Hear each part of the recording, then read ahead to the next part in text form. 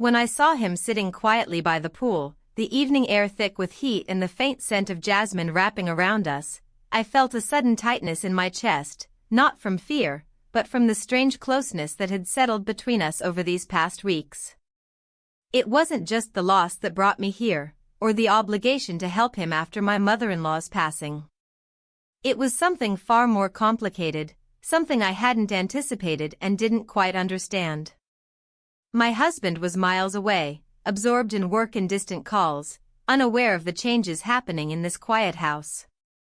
And yet, the man I was supposed to help, my husband's father, looked at me with eyes that seemed to see beyond the surface, beyond the polite smiles and forced conversations.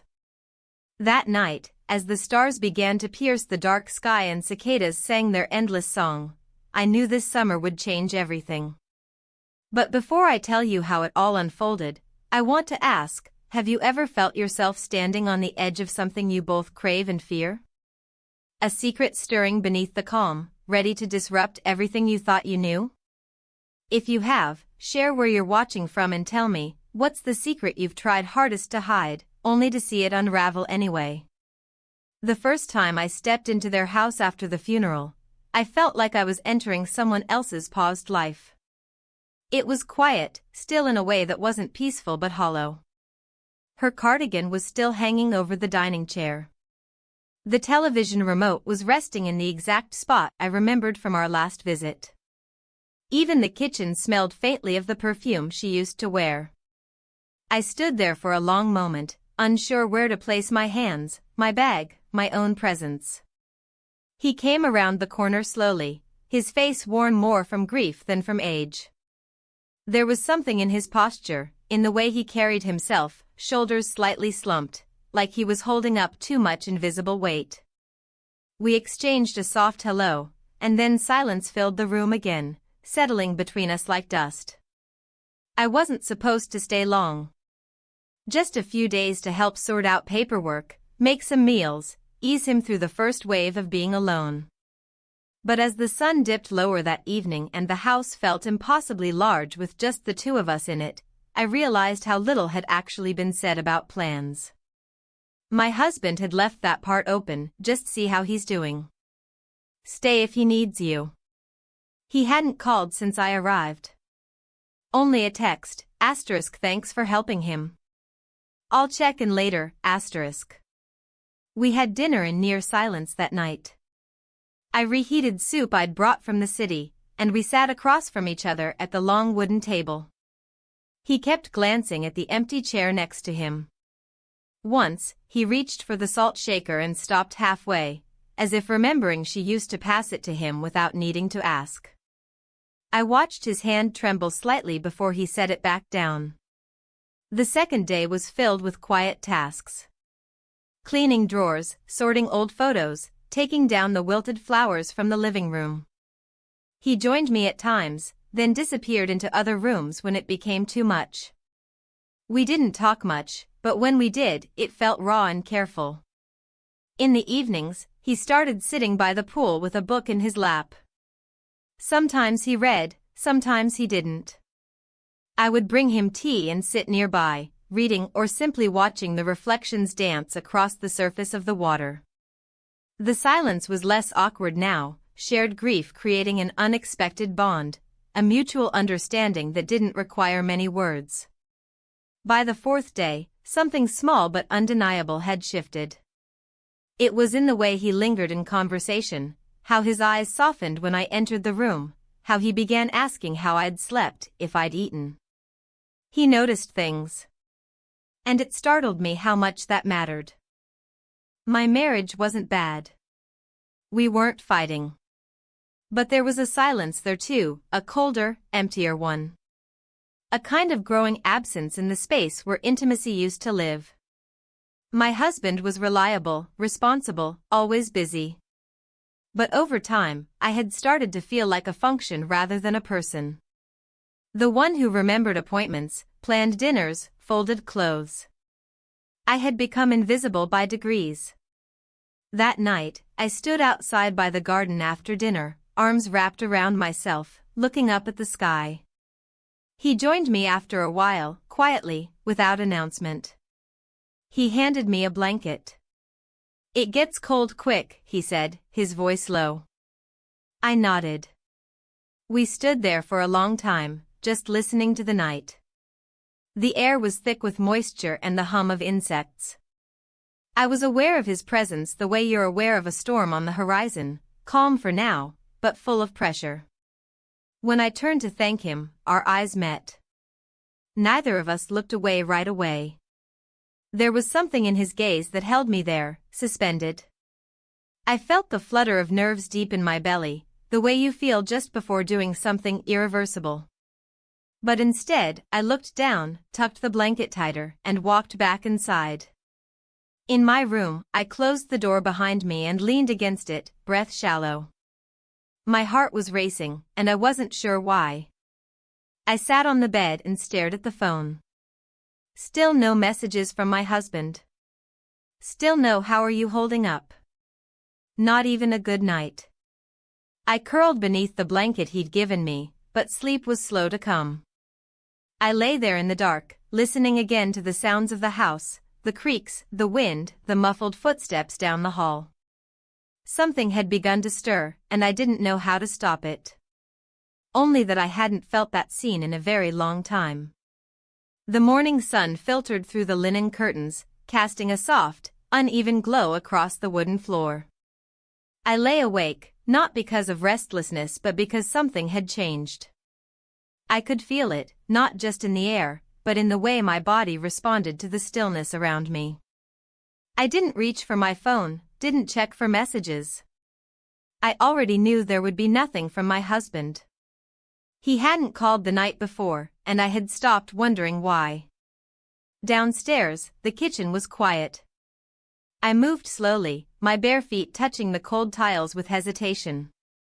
The smell of fresh coffee drifted in from the hallway, and when I turned the corner, he was already there, seated at the small breakfast table with 2 mugs and a plate of toast between them.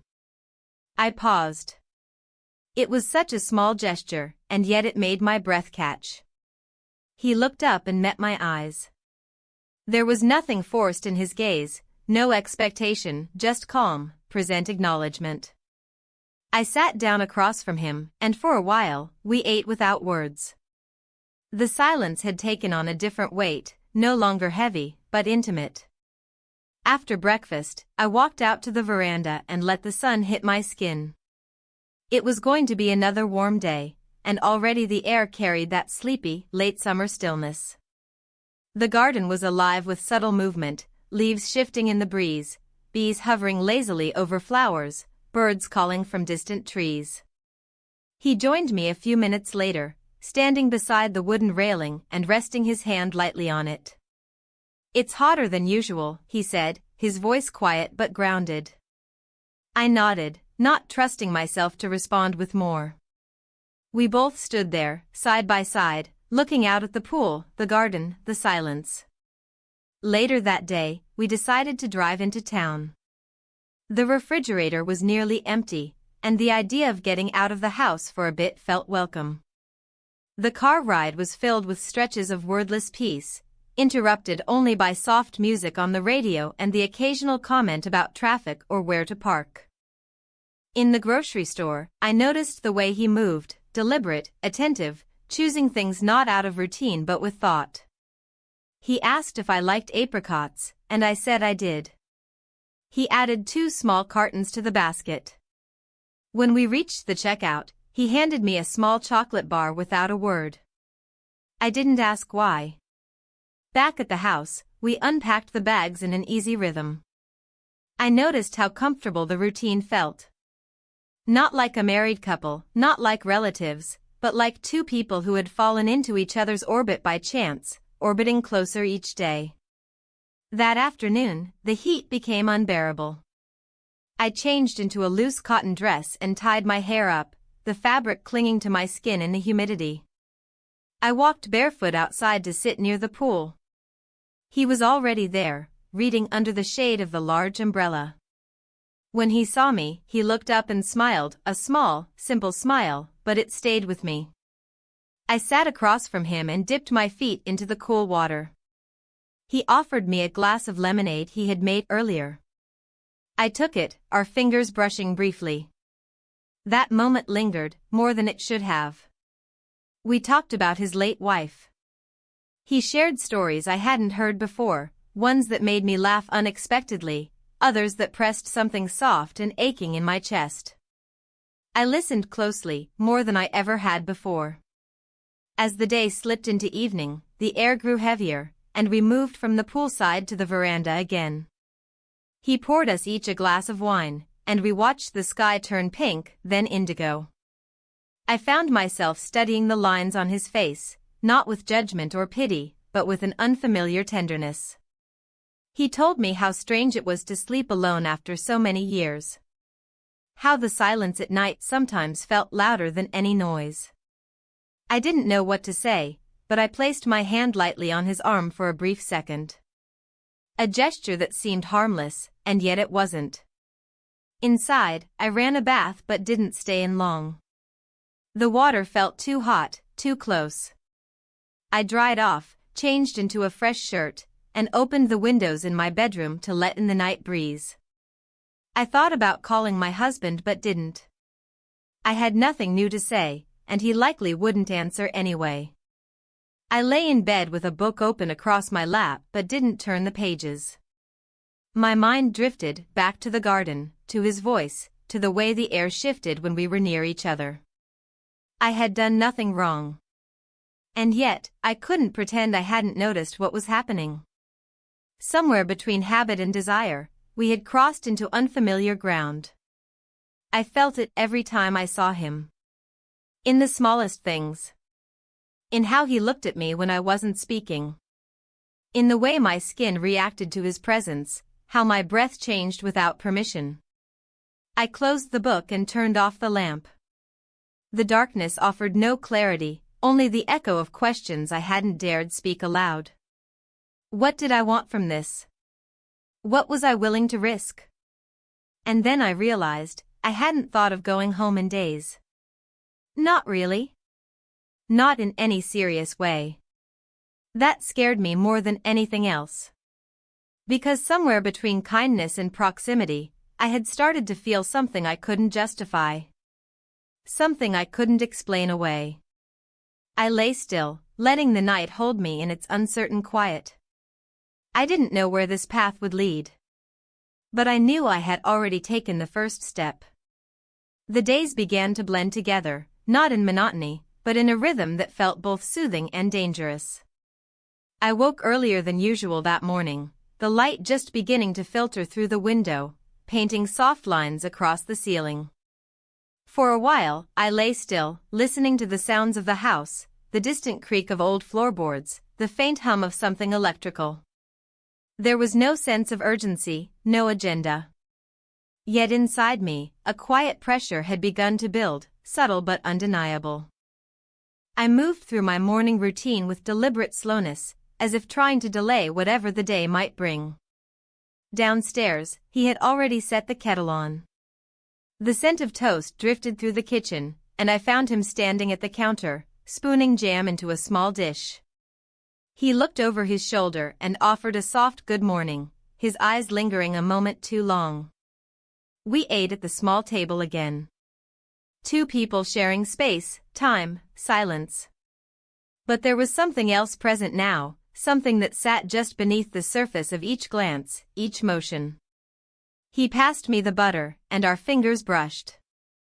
The moment stretched thin before we both pulled away, pretending it hadn't mattered. But it had. It always did. That morning, I suggested a walk through the neighborhood. The heat hadn't yet fully settled in, and I thought the movement might ease whatever had lodged itself in my chest. He agreed without hesitation, grabbing his hat and slipping on a pair of worn shoes. We walked in parallel, not touching, not speaking much, but somehow more connected than if we had been talking non-stop. The neighborhood looked the same as always, lawns neatly trimmed, the occasional jogger nodding as they passed, but I felt different inside it. We walked by a small bakery, and I paused to peer through the window. He asked if I wanted something. I shook my head. The idea of pastries felt too normal for the quiet storm building within me. Back at the house, the heat of the day began to set in. He disappeared into the garage, saying something about trimming back the branches near the fence. I used the quiet to tidy the living room, though there wasn't much to clean. Everything was already neat, as if frozen in place. I dusted the coffee table and lingered on a photo frame, an image of him and his late wife on a boat, smiling into the wind. I studied her face for a long moment. She looked vibrant, joyful, unaware of what time would eventually steal from her.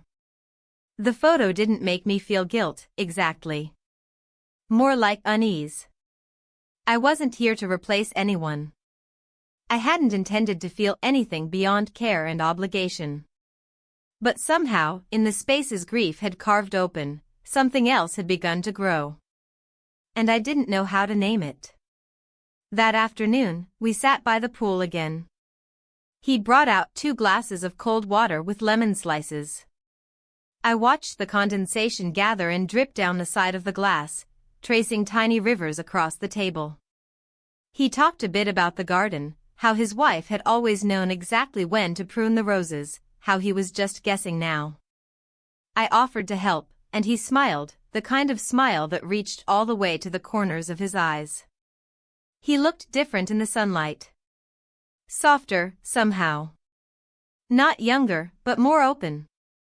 His posture was less guarded, his movements slower, more thoughtful.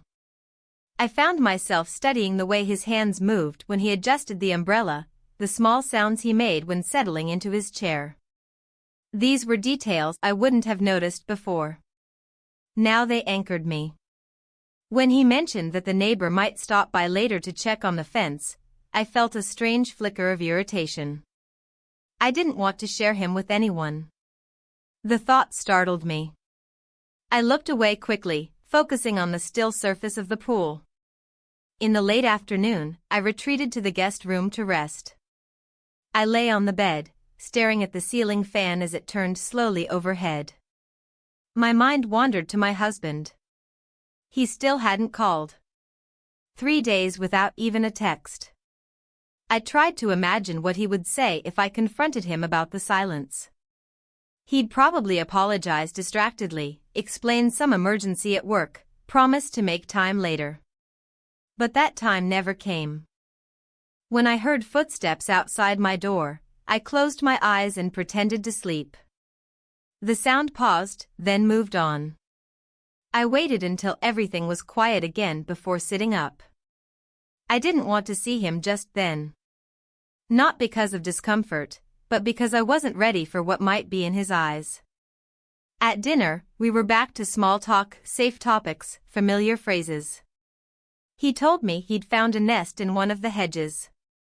3 eggs, he said, his tone gentle. Perfect little blue ovals.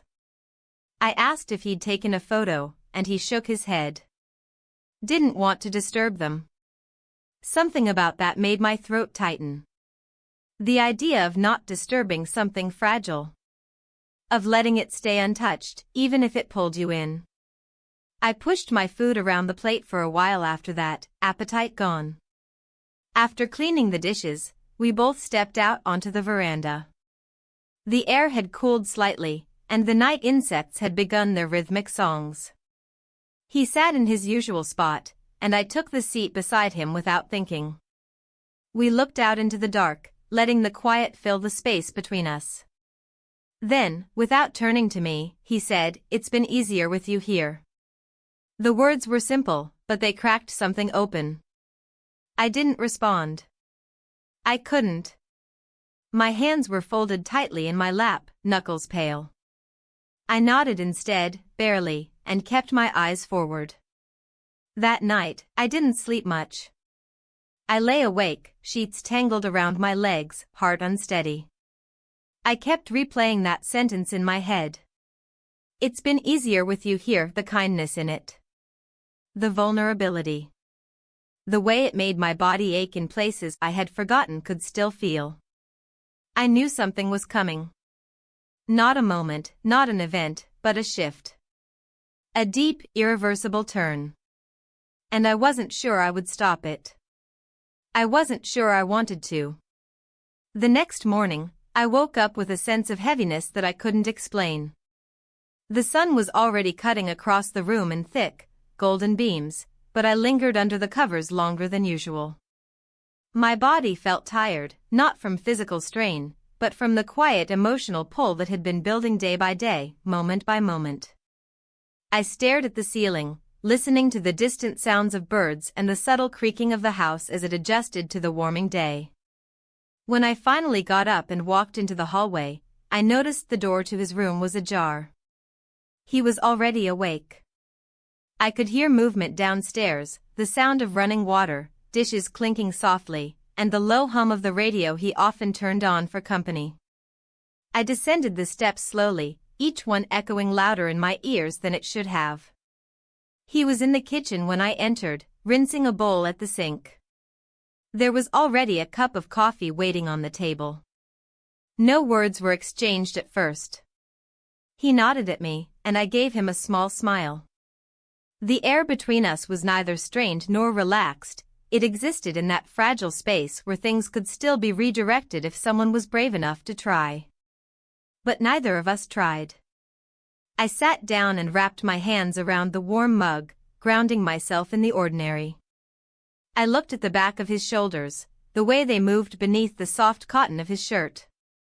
It was the kind of detail I shouldn't have noticed, but I did. I always did lately. We decided to spend the morning working on the garden. The forecast predicted rain later in the week, and the flowers near the side fence had grown wild, climbing higher than intended. He handed me a pair of gloves and shears, and we got to work side by side, each of us focused on the task at hand. The sun was intense, and sweat gathered at my temples and along my back. My hair stuck to the sides of my face, and I could feel the fabric of my shirt clinging to my skin. At one point, he brought over a pitcher of water and poured us each a glass. We stood beneath the shade of a tree, drinking slowly, our shoulders brushing occasionally as we leaned against the same trunk. Neither of us moved away. He told me about a plant his wife used to love, how she insisted it grow near the kitchen window so she could smell it in the mornings. I asked him if he ever thought of moving. He shook his head. Some roots don't survive replanting, he said quietly. That sentence stayed with me as we returned to our trimming and cutting. I wondered if I had already been uprooted without realizing it. The thought made something twist inside me. Later, we brought the clippings to the compost pile behind the shed.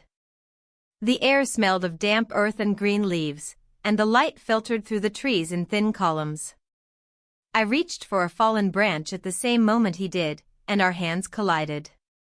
He didn't pull away this time. Instead, he looked at me, his expression unreadable but deeply present. I withdrew first. I murmured something about needing a shower and walked quickly back toward the house, heart pounding in my ears. Inside, I stood in the hallway for a long moment, leaning against the wall, trying to breathe through the thick fog of confusion and heat that had wrapped itself around me. Upstairs, I let the cold water run for a minute before stepping into the shower. The sensation was sharp, almost jarring. I tilted my head back and let it wash over me, as if it could cleanse more than just dirt and sweat. But no amount of water could rinse out the way his gaze had landed on me. Afterwards, I dressed in loose, light clothing and tied my hair up. I didn't put on makeup. There was no point. He had already seen more of me than I was ready to admit. Not physically, but in the quiet ways that left no visible trace, my hesitations, my glances, the small betrayals of my voice. We spent the afternoon separately. He took a book out to the veranda, and I stayed indoors, reorganizing drawers that didn't need it, wiping surfaces that were already clean. I needed to stay busy, to keep my hands moving so my thoughts wouldn't consume me. I thought about calling my husband. I stared at my phone, thumb hovering over his contact, but I couldn't bring myself to press it. What would I say? That I had shared too much silence with his father? That I had started to feel more present in this house than in the one we called home? That I couldn't remember the last time I had felt wanted without asking for it? Dinner was a quiet affair again. I made pasta with grilled vegetables, and he poured us each a glass of white wine. We ate without ceremony, utensils tapping gently against porcelain. The overhead light cast a soft glow over the table, and the quiet stretched long but not uncomfortable. After clearing the plates, he surprised me by suggesting a drive. The sunset should be good from the overlook, he said. I hesitated, then nodded. A part of me wanted to say no, to resist the pull. But I couldn't. The drive was slow and winding. The road took us up into the hills, past familiar houses and open fields. Neither of us spoke much. The radio played something classical and distant, like background music to someone else's life. When we reached the overlook, he parked, and we stepped out into the cooler air. The sun was already dipping low, staining the horizon with shades of peach and lavender. We stood side by side, leaning against the wooden railing, watching in silence. He didn't touch me. He didn't need to. His presence was enough to set my nerves alight. I felt a gravity between us that no words could explain, a pull that had been growing stronger with every shared hour, every exchanged look. On the way home, the darkness deepened, and the world outside the windows disappeared into shadow. I felt suspended in that space, between right and wrong, between staying and leaving, between who I had been and who I was slowly becoming. When we reached the house, he didn't turn on the lights. We stood in the entryway for a moment, the quiet wrapping around us again. Then, without a word, he stepped aside and let me pass. I walked up the stairs alone, my pulse loud in my ears. In my room, I didn't undress right away. I sat on the edge of the bed, staring at my reflection in the mirror. My face looked the same. My eyes did not. Something in them had changed, something alert, vulnerable, alive. I turned off the lamp and lay down, the sheets cool against my skin. I could still feel the air between us, the silence that had carried so much meaning. I closed my eyes and listened to the house settling around me. And deep in my chest, I felt something shift again. A movement toward something I could no longer deny. The next morning arrived like a held breath, still and hesitant. The sky was overcast, the sunlight muted by a thin veil of clouds that painted everything in soft gray. I opened the window to let in the air, cooler than usual, scented faintly with damp soil and garden flowers. There was a peculiar stillness to it all, as if the world was holding something back. I moved quietly through the room, every sound seeming louder than it should have been, the creak of the wardrobe door, the soft rustle of fabric, the low groan of the wooden floor under my feet. Downstairs, he was already at the kitchen table, a newspaper folded in front of him, a half-drunk cup of coffee within reach. He looked up as I entered, nodding slightly, his eyes meeting mine in a way that said more than either of us would admit aloud. I poured myself a cup and sat across from him. The silence between us was not uncomfortable, but it vibrated with something unresolved, something that had grown too large to ignore. We spoke little during breakfast. He asked about my sleep, I gave a vague response. I asked if he had plans for the day, he said he might work in the shed. The ordinary words passed between us, but the tone was different. It was careful now, as if neither of us wanted to disturb whatever we were both dancing around. Afterward, I spent some time organizing the linen closet. It was a small task, unnecessary really, but it gave me something to do. Folding towels, matching pillowcases, smoothing sheets, it helped calm the noise in my head. I found an old blanket tucked behind the others, one I remembered her using when she read outside. I hesitated for a moment before placing it on the bottom shelf, suddenly aware of how many of her things were still here, how many memories lived in the fibers of this house. Later in the day, we both ended up in the garden again. The forecasted rain hadn't come, and the clouds had started to break, letting shafts of sunlight pierce through the leaves. He was pruning a low branch, and I was repotting some herbs. We worked quietly, occasionally exchanging comments about the plants or the weather, always keeping a safe distance, yet never straying too far from each other. At one point, I knelt down to gather scattered soil, and he walked past behind me. I didn't turn, but I felt the proximity, the way his steps slowed just slightly as he moved by. My breath caught in my chest, but I kept my focus on the task at hand, pretending not to notice the weight of that moment. By the time we returned inside, it was mid-afternoon. I offered to make tea, and he accepted. We sat in the living room this time, a space we rarely used, with its old furniture and shelves lined with framed photographs. I handed him his cup, then settled into the armchair across from him. He looked around the room thoughtfully, then gestured to a photo of the three of us taken years ago, him, his wife, and my husband. "She always hated how she looked in that one," he said. "But I kept it up anyway." I studied the image, trying to remember that day, but it felt distant, like something from someone else's life. I wondered how much of myself I'd lost since then, how much of me still resembled the woman in that photo. He asked if I missed the city. I nodded. "Sometimes," I said. "But not as much as I thought I would." I paused, then added, "It's quieter here." He didn't reply, but he smiled faintly, as if he understood the weight behind those words. That evening, I changed into a fresh blouse and stepped out onto the veranda. The sun had returned just in time for its descent, and the sky was awash in gold and pale orange. He was already there, sitting in his usual chair, a glass of water in his hand. I joined him without saying anything, taking the seat beside him. We sat for a long time without speaking. The cicadas had begun their chorus, and the air smelled of lavender and grass. I felt the tension in my shoulders begin to ease, the way it always did when the day began to fade. And then he turned to me, and said, in a voice softer than I'd ever heard from him, "Do you feel it too?" I didn't answer right away. My heart beat heavily in my chest, and I couldn't bring myself to look at him. But I nodded.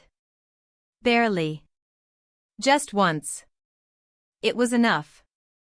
There were no explanations, no confessions, no grand declarations. Just that moment, suspended between us, where everything was understood. Then, slowly, we leaned in, and we kissed. It was brief. Gentle.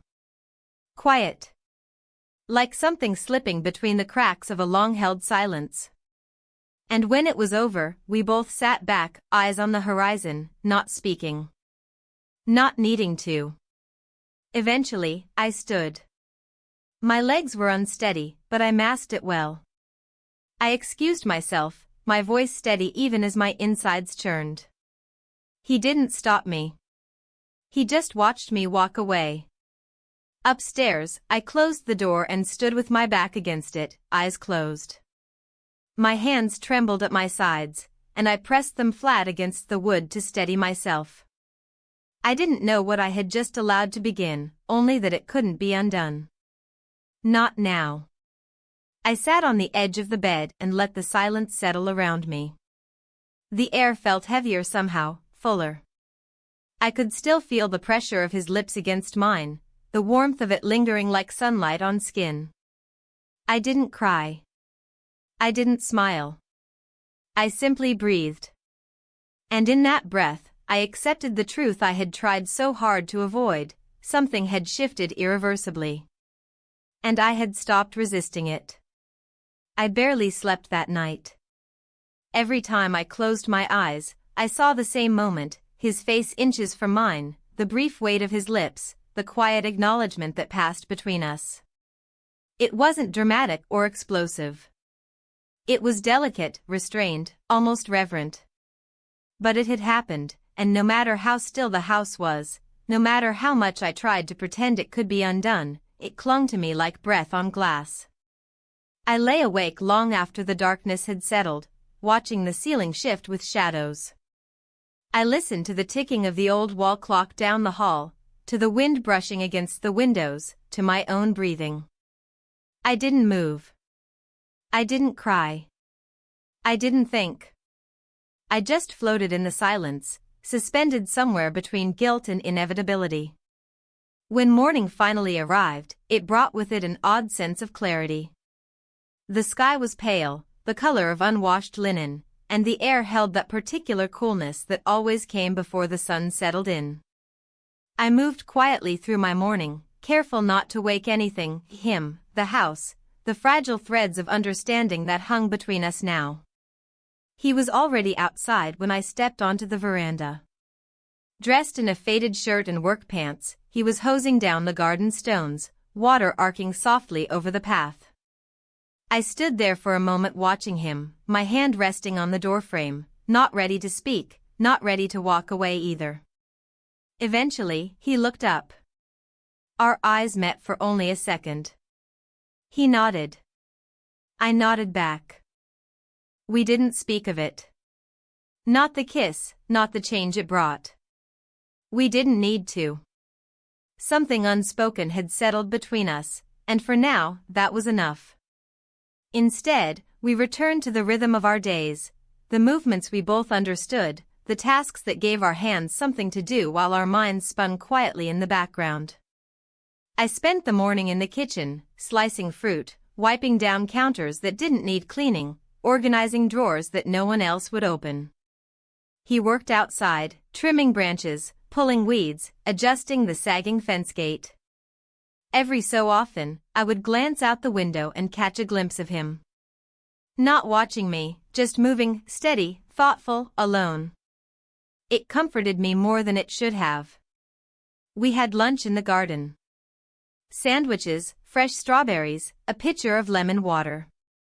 We sat at the small iron table under the tree, the one where his wife used to sit and knit. Neither of us mentioned that. The silence was companionable, but always laced with the memory of what had passed the evening before. Every look felt heavier now, every movement more deliberate.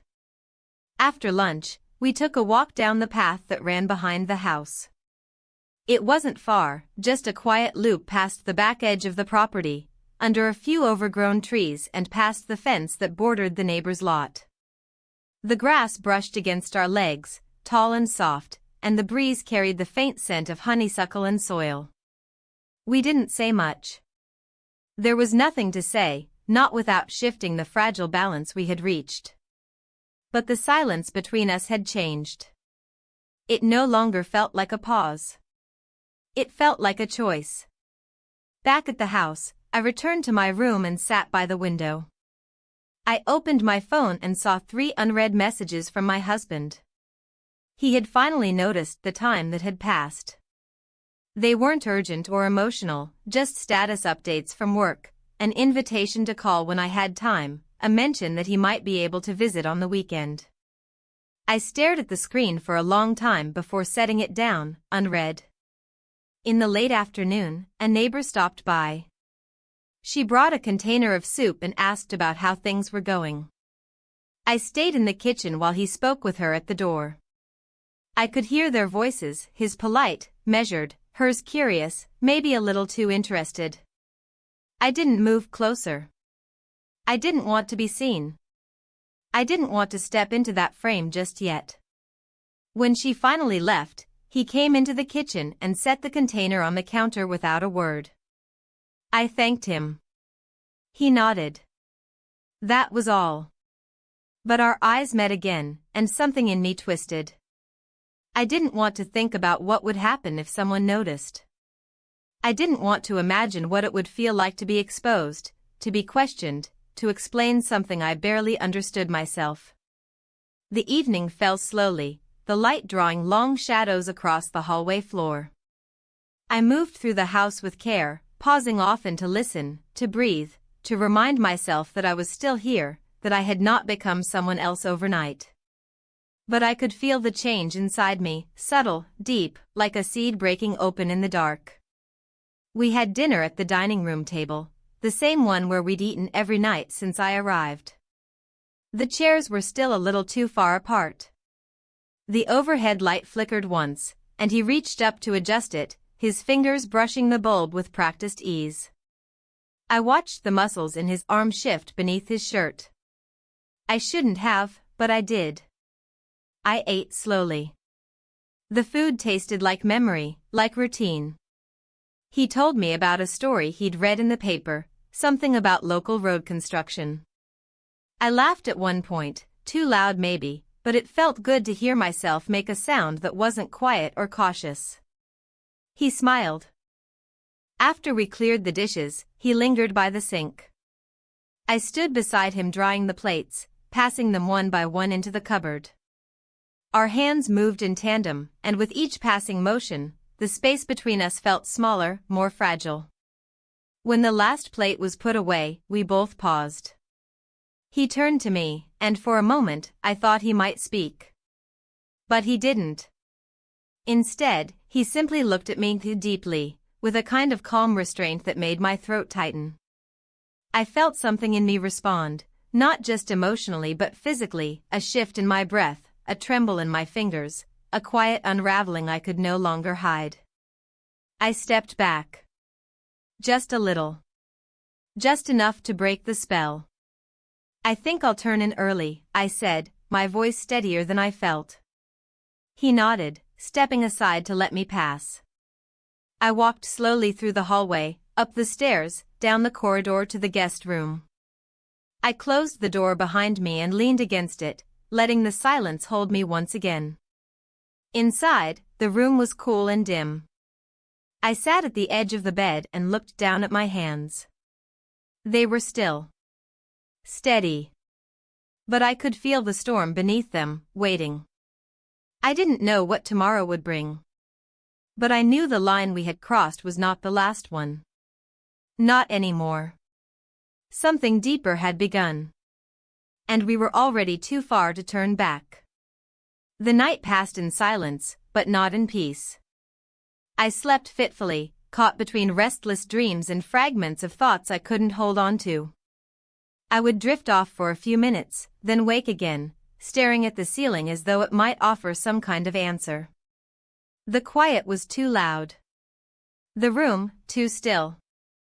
Everything in me felt coiled, like a wire stretched tight. When morning finally broke, I didn't move right away.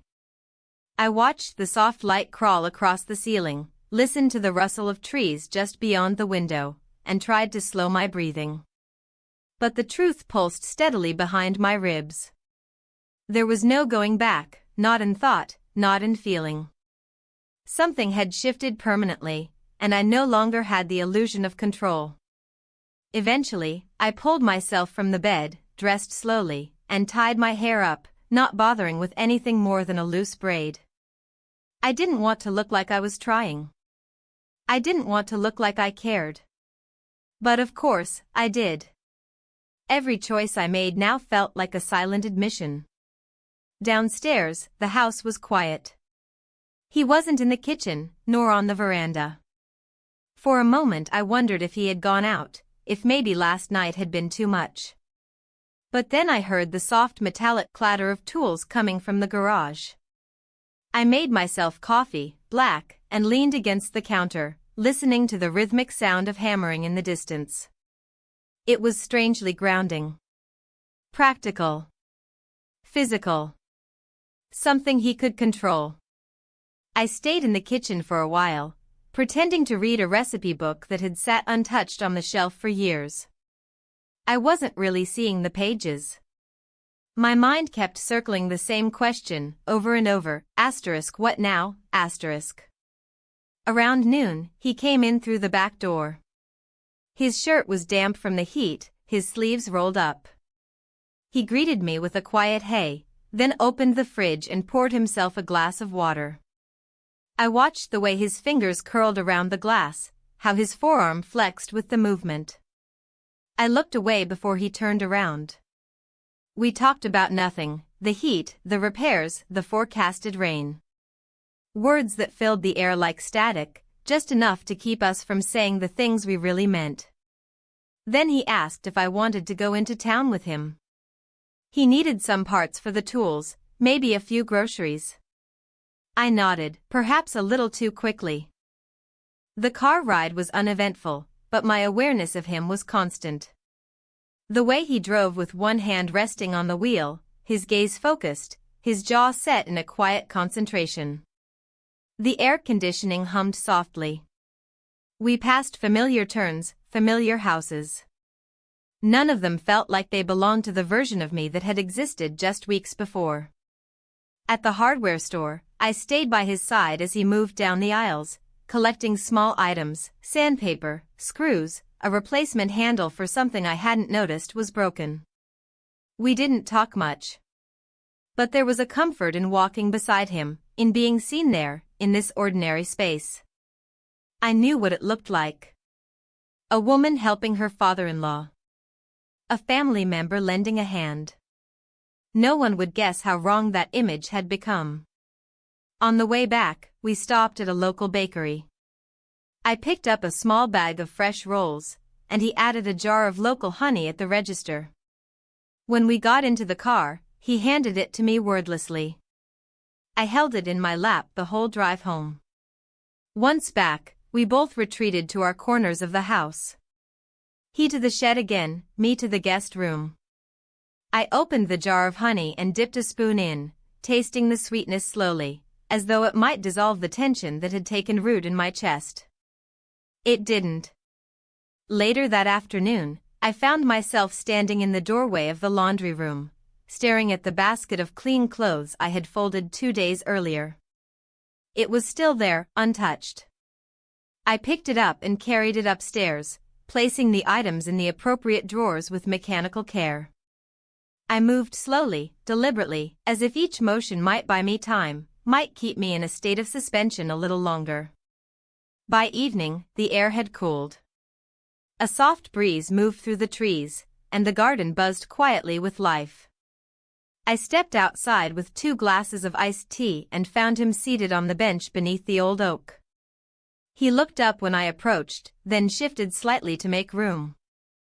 I sat down beside him and handed him a glass. Our fingers brushed briefly. Neither of us pulled away. We watched the sky turn from gold to rose to blue. The hush of early evening wrapped around us like a thin blanket. We sat without speaking, the tea growing warm in our hands. Eventually, I turned to him, ready to say something, anything. But when I met his eyes, the words dissolved. Instead, he reached for my hand. It wasn't dramatic. It wasn't urgent. It was quiet. Certain. His fingers wrapped around mine with a kind of steadiness that caught me off guard. I didn't pull away. I didn't even blink. I just sat there, breathing in the moment, feeling the truth of it settle deep in my bones. When the light faded completely, we stood together, still silent. He opened the door for me, and I stepped inside.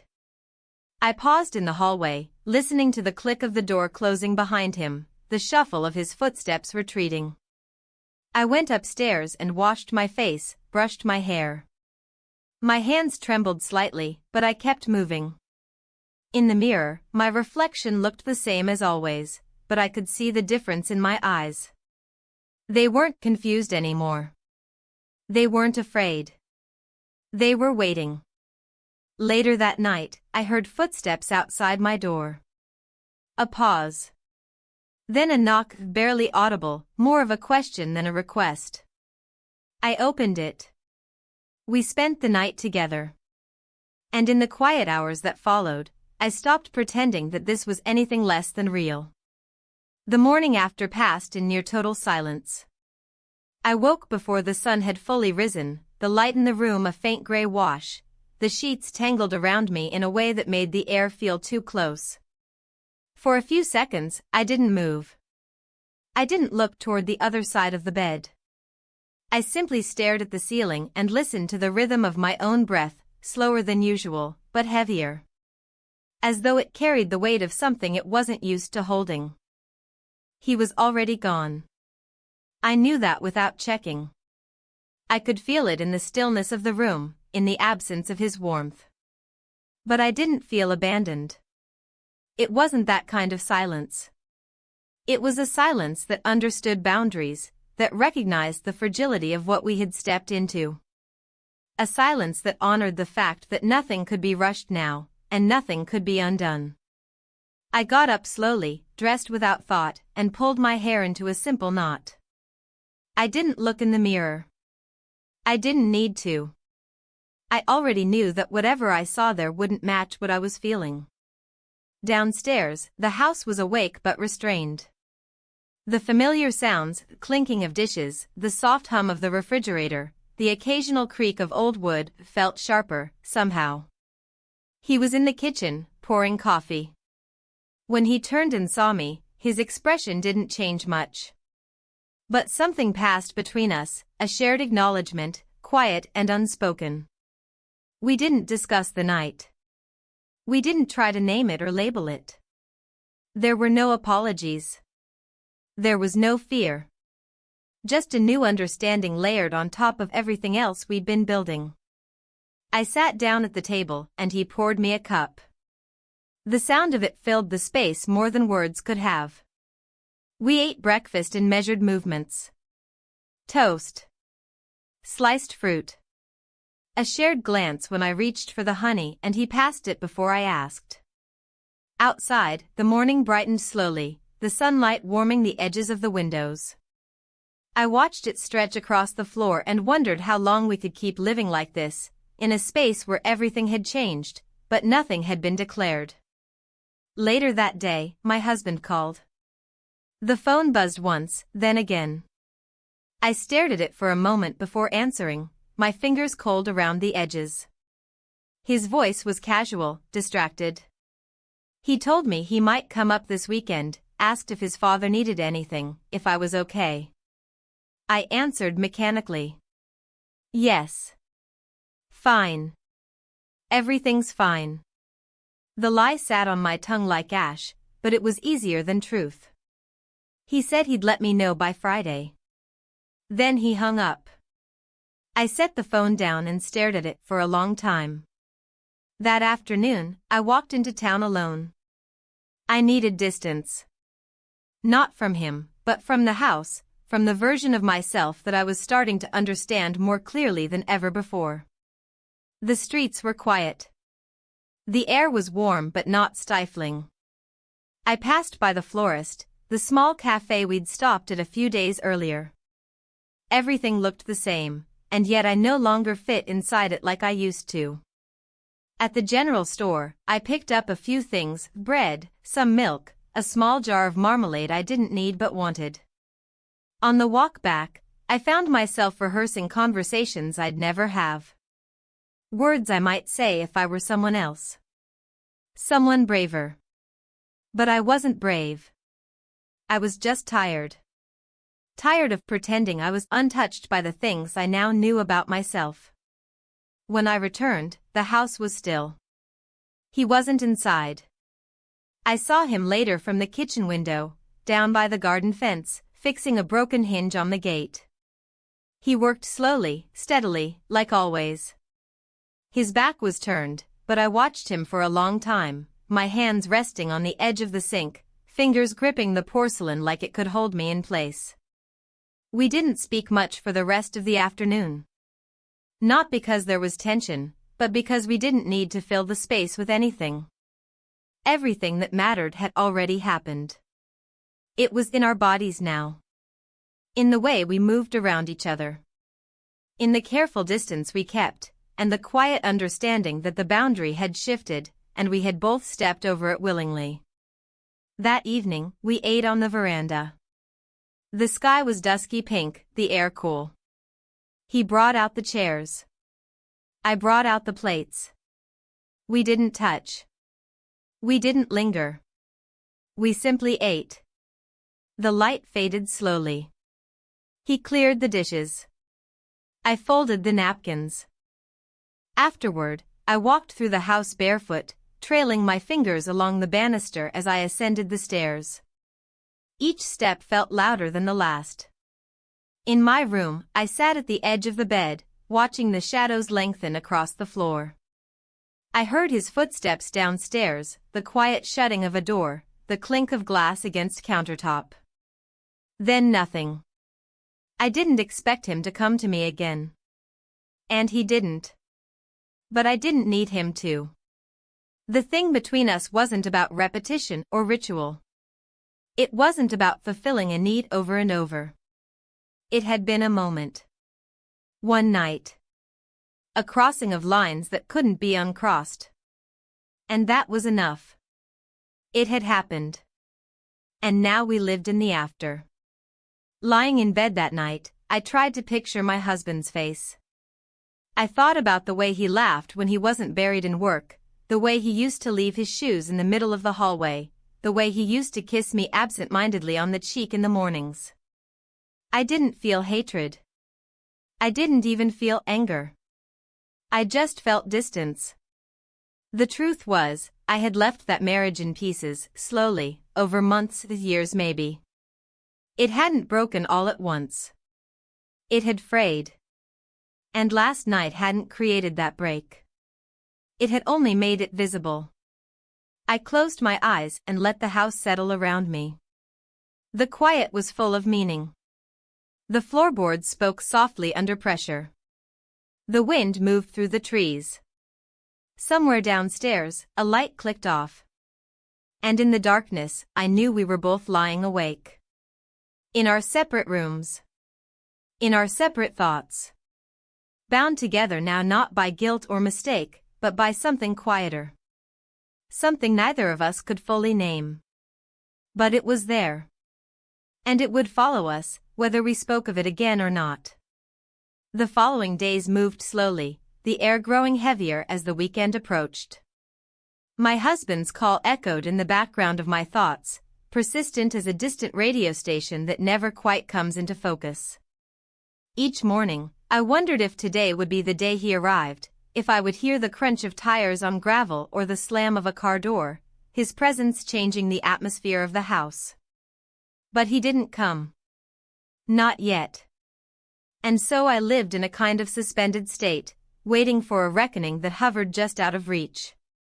My routines felt different now, each gesture weighted by memory. I washed the breakfast dishes more carefully, set the table more deliberately, paused longer over the small, ordinary moments. There was a new tension in every glance, every step through the hallway, every time I caught sight of his father's face, sometimes open, sometimes unreadable. He and I hardly spoke about anything that mattered. It was as if we'd silently agreed that what had happened would remain sealed away, a private pocket of truth. But there were moments when I saw the same awareness in his expression, a flicker of regret or longing, quickly covered by practical conversation or a task at hand. We moved around each other like dancers who know the steps but have forgotten the music. On Thursday afternoon, the sky clouded over and threatened rain. I stood by the kitchen window and watched the first drops gather on the glass, my thoughts scattered, unfocused. I wondered if the storm would break something loose in me, allow the feelings I had been holding back to spill out at last. But the rain passed quickly, leaving only the scent of damp earth and wet leaves behind. That evening, after dinner, he suggested a drive into town for groceries. I agreed without thinking, desperate for motion, for some reason to leave the house and its layers of unspoken meaning. The ride was quiet. We passed fields streaked with the gold of late summer, the roads slick from the recent rain. He pointed out a new construction site, made a wry comment about the town's endless projects. I laughed, maybe louder than the joke deserved. But it felt good to hear my own voice fill the car, to feel, for a moment, like myself. At the store, we parted ways among the aisles, meeting up at the register with a collection of small comforts, fresh bread, a wedge of cheese, some fruit, a bouquet of pale dahlias. He handed the flowers to me with a gentle, almost embarrassed smile. "For the house," he said. I nodded, taking them carefully, feeling a warmth bloom in my chest that had nothing to do with the summer air. On the way back, we drove past the lake. The water was flat and shining, the surface disturbed only by the wake of a small boat. I stared out the window, tracing the horizon with my eyes. He didn't speak, and I didn't either. The silence was different now. Not tense, not awkward, but full. It was as if we both understood that any words would be too small for what had changed between us. When we returned, I arranged the dahlias in a vase and set them on the kitchen table. He watched me do it, his gaze gentle and steady. For a moment, I wanted to reach out, to touch his hand, to break the rules we had set for ourselves in the wake of what happened. But I didn't. I simply met his eyes, nodded once, and turned away. That night, my husband called again. This time, I didn't answer. I let the phone ring, watching his name flash across the screen until it disappeared. I felt a stab of guilt, sharp and bright, but it faded quickly. In its place was something closer to resignation. The next morning, I woke to a quiet house. The sky was clear, the light soft and forgiving. I wandered from room to room, checking for anything out of place, anything that might give us away. But there was nothing. We had been careful, silent, methodical in our secrecy. Late in the afternoon, I found him in the garden, trimming back the rose bushes. I stood on the porch, watching him for a while, then stepped down to join him. We worked side by side, clipping and gathering the cuttings into a pile. Our hands brushed once, briefly, and I felt a pulse of electricity, the reminder that what had happened was not just a dream. He paused, shears in hand, and turned to face me. "He'll be here tomorrow, won't he?" he asked. I nodded. "That's what he said." He looked away, his jaw tense. "It will be different with him here." "Yes," I said. "It will." We stood in silence for a long moment, surrounded by the scent of roses and fresh earth. I wanted to ask what he wanted, what I was supposed to do next, how we could possibly carry this forward without breaking everything. But the words caught in my throat. Instead, I reached down and picked up the pile of cuttings, carrying them to the compost bin while he watched. That evening, as I set the table for 3, my hands trembled. I tried to imagine what it would feel like to see my husband walk through the door, to look into his face and know what I had done. I rehearsed conversations in my mind, searching for the version of myself that could make sense of it all. But there was nothing to say that would not be a lie. When night fell, the house felt tighter, the walls closer. I lay awake, staring at the ceiling, listening to the creaks and sighs of the house as it settled around me. I wondered how much longer I could hold together the fragile balance of truth and pretense, of longing and regret.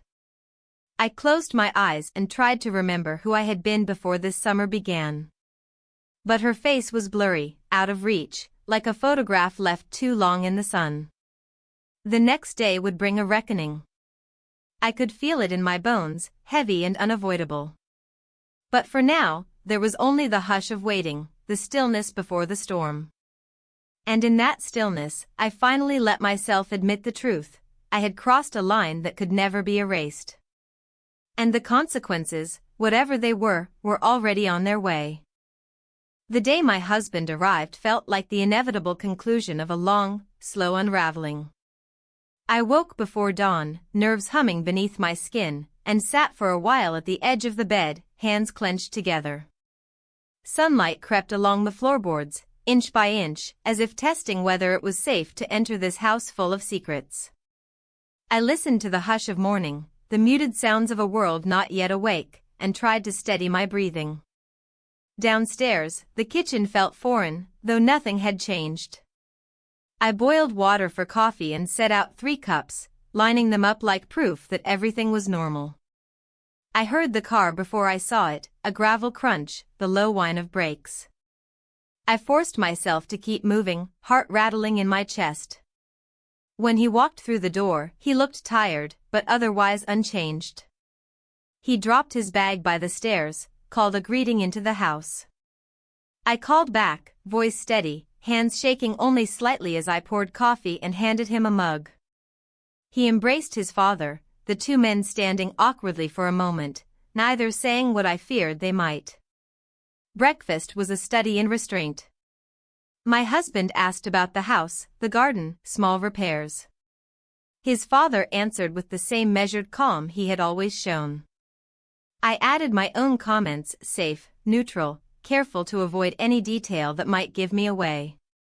When I met my husband's eyes, I saw nothing there but mild concern, maybe a flicker of guilt for not having come sooner.